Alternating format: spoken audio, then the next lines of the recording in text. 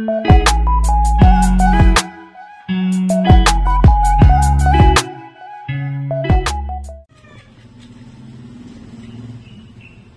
guys! Welcome sa next video ng ating worm series na kung saan titingnan lang natin to, yung ating experimental na compartment ng African Nightcrawler worms natin.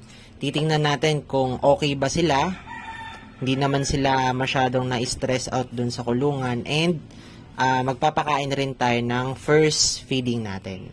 So meron akong mga hinanda ditong pagkain, mga dragon fruit peelings lang to.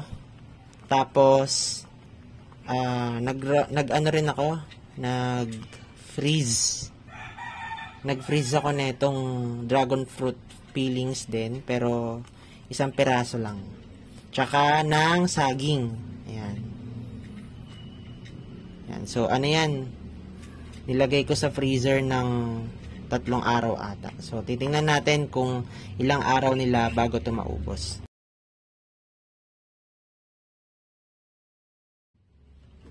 So, first step lang is, hahalukain ko lang muna to para tingnan yung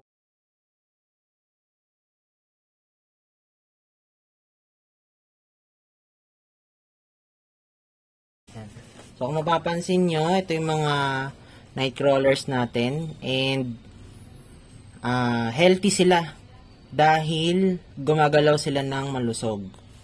So, kapag medyo mabagal yung galaw nila, ibig sabihin may problema yon. Pero ito, maliliksi sila, so walang problema. So, ating second step is, uhukay lang tayo ng trench. Yan, hukay lang tayo dyan.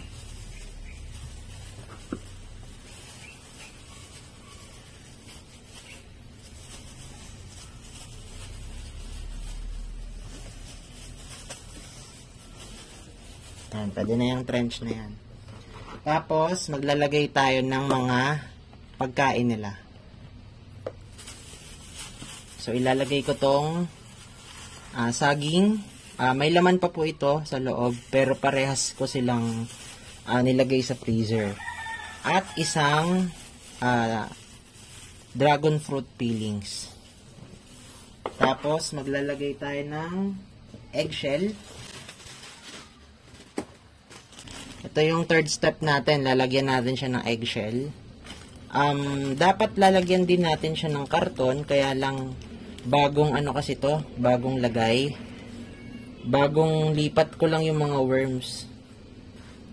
So, baka kasi mawala yung mga moisture agad masipsip ng karton kasi sobrang dami na. Yan.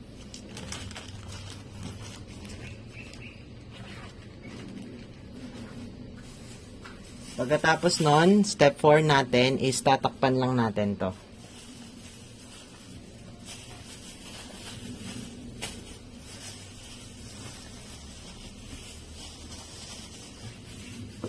So, hopefully, kainin nila yan and imamonitor natin siya sa mga next na araw. And ang next feeding niya, titingnan natin to by Sunday. Sunday pala ngayon guys, no? Sunday ngayon. Anong date ngayon? September 2? 3. O basta September 2 or 3 Sunday ngayon. Next Sunday, next week, i-check natin kung kamusta na yung pinakain natin. And then, ito namang natitirang fruit peelings na to, dragon fruit, tsaka kalamansi. Dayap pala to, dayap, di kalamansi. Is ipapakain natin doon sa next na compartment natin. So, bye-bye muna dito. Doon tayo sa next video. This time, yung main worm naman yung kukuhanin natin. So, yung nakaraang video is about experimental compartment, which is nandun sa kaliwa nito.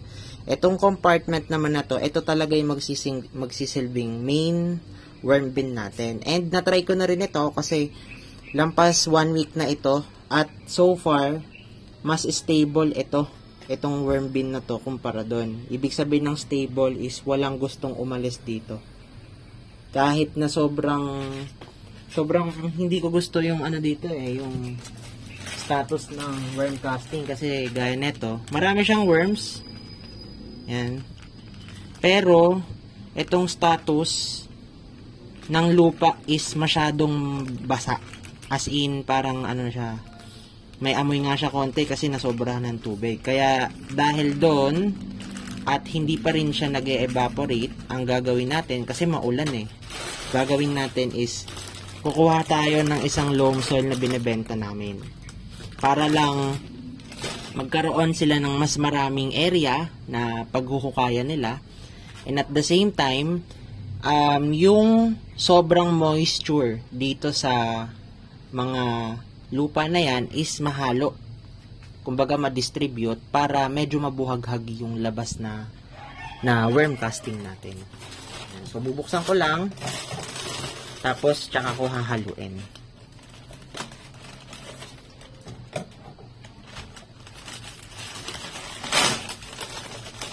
Yan. So ito pala guys yung mga binebenta naming loam soil.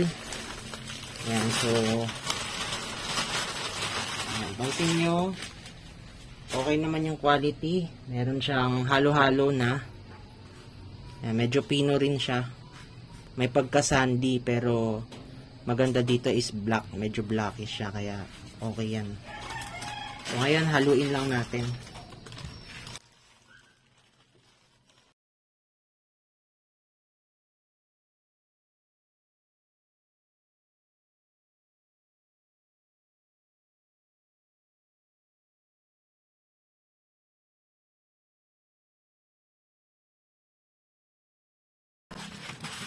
Medyo na halo ko na yung loam soil natin. Ang next step naman natin is dig a trench. Hukay lang tayo ng trench. Kailangan medyo malalim. Ayan, pwede na siguro yan.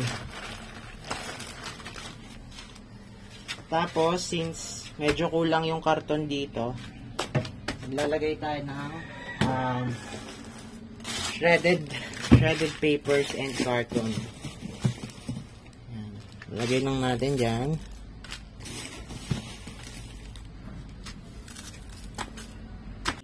Which is ito. Lagay. So medyo malaking feeding to. Pero okay lang yan kasi sobrang laki din naman ng area nila.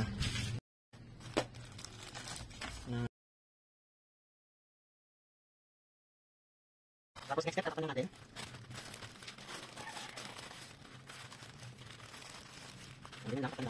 And then moisture natin.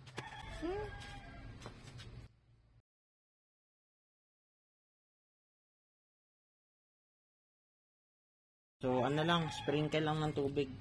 Tinansya ko na lang. Wala namang proper level dito pero I think okay na yan.